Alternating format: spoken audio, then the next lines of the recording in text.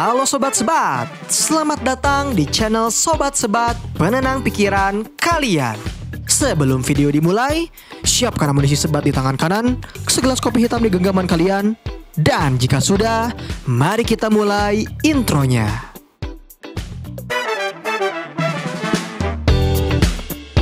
Setelah momen mengerikan kemarin terjadi terhadap Shijon dan Toranaga, di part 2 kali ini kita diperlihatkan wejangan dari seorang Yabushige sebelum ia siap untuk menghadapi mautnya.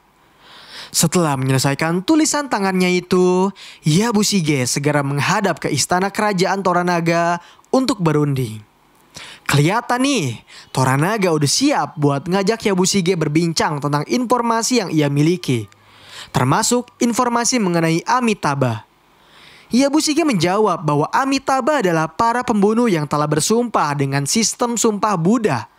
Tak hanya itu, Toranaga secara belak-belakan mengaku mengetahui tentang Ishido yang menghampiri rumahnya.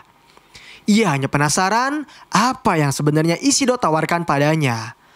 Nah, si Yabushige ngaku nih kalau dia ditawari posisi dewan milik Toranaga di Reigen.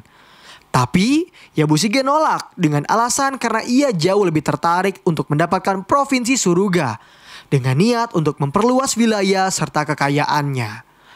Akhirnya karena Toranaga ingin Yabushige berada di pihaknya, ia menawarkan provinsi Suruga dengan syarat Shijon dan Nyonya Kiri harus dibawa ke desa Ajiro milik kekuasaan Yabushige. Di posisi lainnya, tampak terlihat kapten dari kapal hitam sedang berunding dengan para pastor Portugis. Setelah keputusan Toranaga untuk tak memberi kapal mereka keberangkatan, mereka menyalahkan Shijon atas semua ini. Dan jenderal tetap kekeh untuk pergi karena ia merasa profit yang mereka hasilkan dari perdagangan monopoli dengan Tiongkok harus dipatuhi oleh pihak Jepang. Setelah keluar dari kediaman pastor Portugis ini, jenderal bertemu dengan Rodriguez lalu segera memintanya untuk menghabisi Shijon agar niat mereka bisa berjalan dengan mulus. Akibat kejadian semalam, tangan milik John yang teriris pedang segera diobati oleh seorang dokter. Meskipun John sempat tak percaya dengan dokter ini, namun Mariko tetap memintanya untuk menuruti apa yang dokter katakan. Dokter yang kesal dengan tingkah laku John merasa jika si John ini sebenarnya nggak butuh diobati, tapi justru ia butuh untuk diberi kepuasan oleh seorang wanita.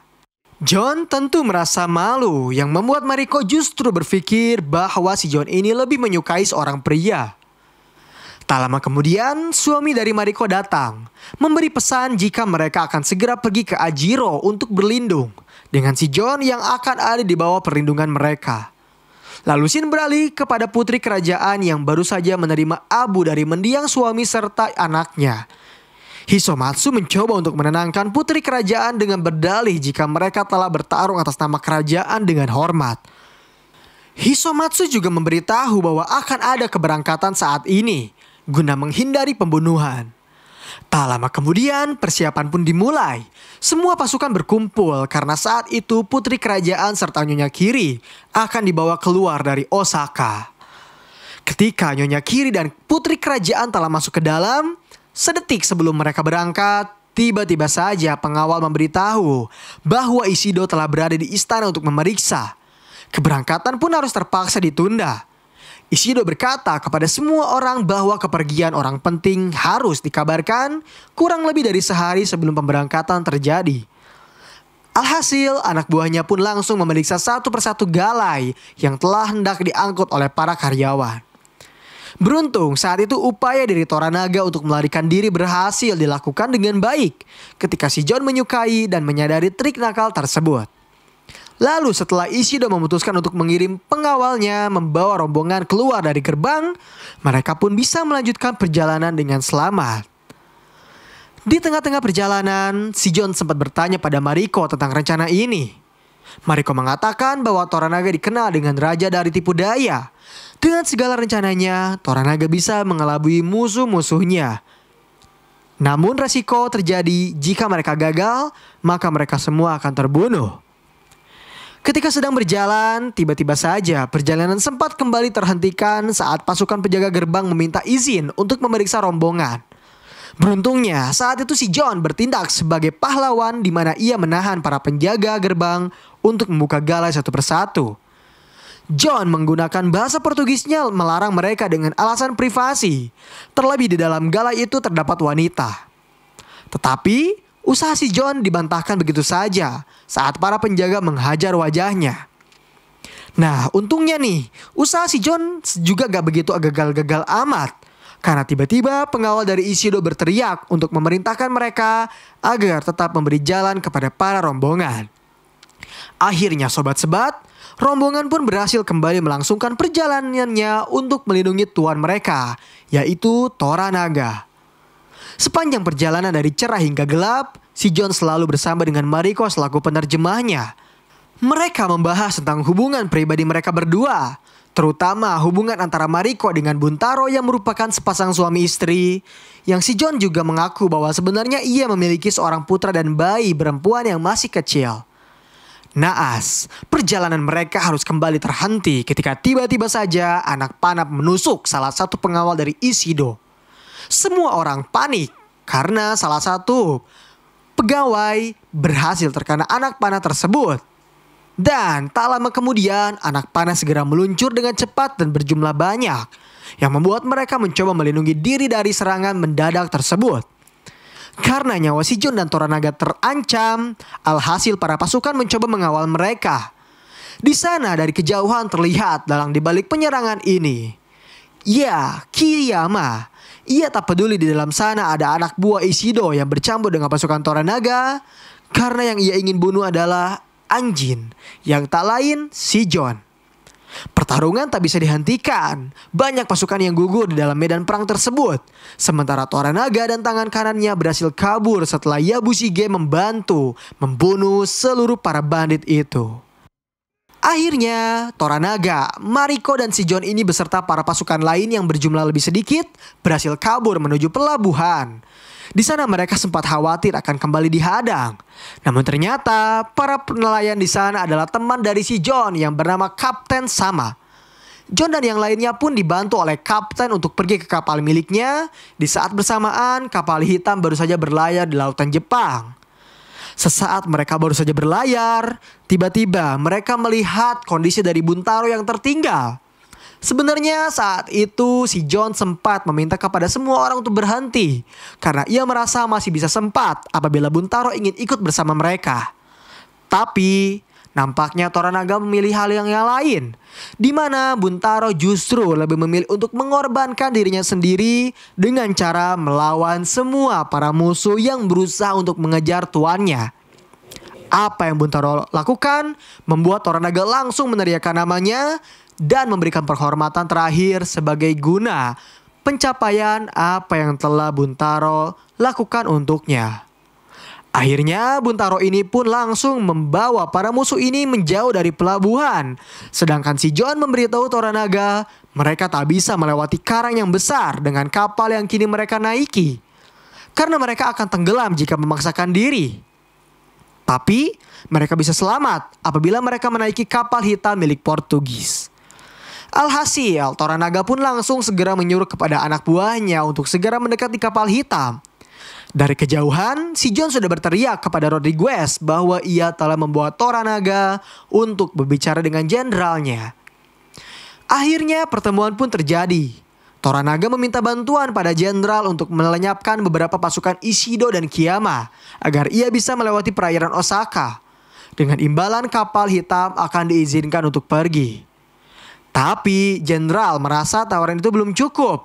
Lalu Toranaga kembali menawarkan perak sebesar 10.000 plus investasi yang akan sepenuhnya diberikan kepada pihak Portugis. Tak lupa, Toranaga juga berjanji akan membangun gereja Kristen di wilayah Edo yang ia kuasai dengan syarat para pastor itu harus meyakini Kiyama dan Ohno untuk memihak padanya. Suji selaku penerjemah memberitahu pastor itu. Namun terlihat pastor tersebut seperti hanya ingin memanfaatkan situasi karena ia tak dengan serius mengiyakan permintaan dari Toranaga untuk memberikannya bantuan. Sebelum Toranaga pergi dari dek kapal, Suji menghampirinya untuk memberikan buku yang si John miliki. Buku itu berisi beberapa kejahatan yang telah ia lakukan. Hingga pada akhirnya, para pasukan diperbolehkan untuk menumpang di kapal hitam dengan syarat hanya orang Jepanglah yang diperbolehkan naik ke sana. Sedangkan si John ditinggalkan di kapal milik kapten.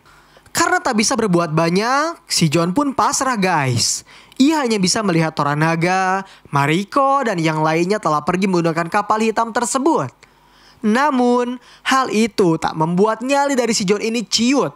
Karena ia justru meminta kepada Kapten Sama untuk mendorong kepada para awak kapalnya agar terus mendayung. Dengan semangat dan etos kerja awak kapal Jepang, si John merasa masih memiliki harapan untuk bisa ikut bergabung bersama mereka dengan nekat melewati karang yang begitu besar dan mengancam. Duel sempat terjadi di antara Rodriguez dengan si John. Jenderal telah memerintahkan Rodriguez untuk segera menyempitkan ruang gerak kapal yang John kendalikan. Tapi sayangnya, John bukanlah navigator sembarangan. Karena dengan skill yang ia miliki, akhirnya ia pun berhasil selamat dari maut tersebut.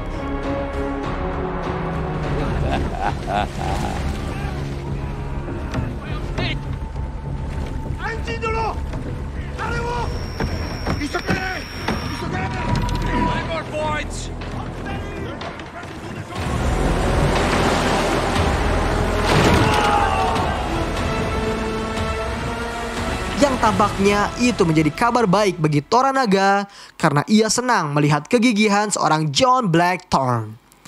Merasa kesal karena Barbarian berhasil selamat dari maut, Ishido pun memutuskan untuk segera pergi dari tempat itu. Dan karena kapal yang dimiliki oleh kapten telah berhasil melewati karang yang besar, Toranaga pun memutuskan untuk kembali ke kapal tersebut dan meninggalkan kapal hitam. Di pagi harinya, pertemuan dilakukan oleh Ishido bersama Kiyama, Ohno, dan Sugiyama. Mereka membahas tentang alasan Ishido tak langsung menghukum mati si John. Karena akibat dari hidupnya si John ini membuat mereka ketar-ketir. Ishido sempat berpikir, Toranaga akan tewas dalam beberapa waktu, sehingga ia tak memperdulikan si John terlebih dahulu. Tak lama kemudian, tiba-tiba muncullah sosok Hisomatsu dengan pesan yang ia bawakan dari sang tuan Toranaga. Isi pesan itu adalah ucapan permintaan maaf dari Toranaga, serta surat pengunduran diri dari Dewan Regen dengan ucapan penyesalan di diri pribadinya.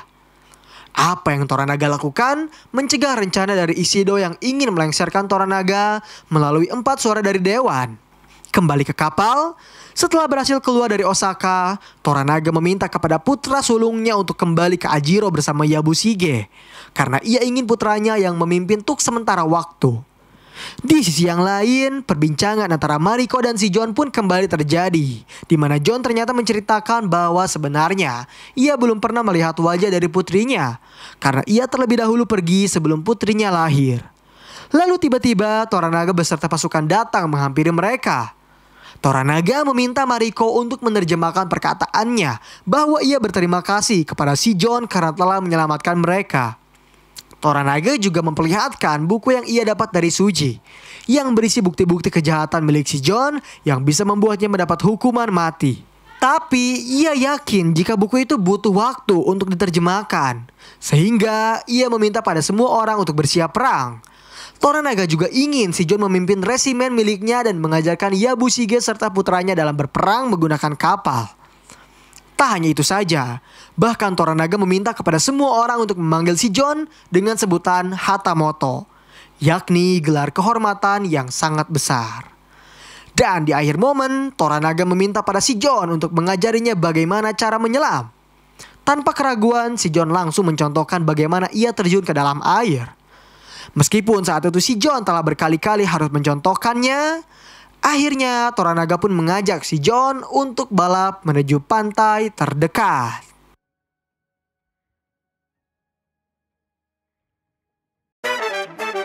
Bagaimana? Cukupkah amunisi sebat dan kopui kalian sesuai dengan durasi video ini? Jangan lupa like, subscribe, dan share video ini jika kalian merasa terhibur dan bermanfaat. Nantikan video kami selanjutnya. Yang terpenting, siapkan amunisi sebat kalian karena kami, Sobat Sebat, akan menemani pikiran tenang kalian.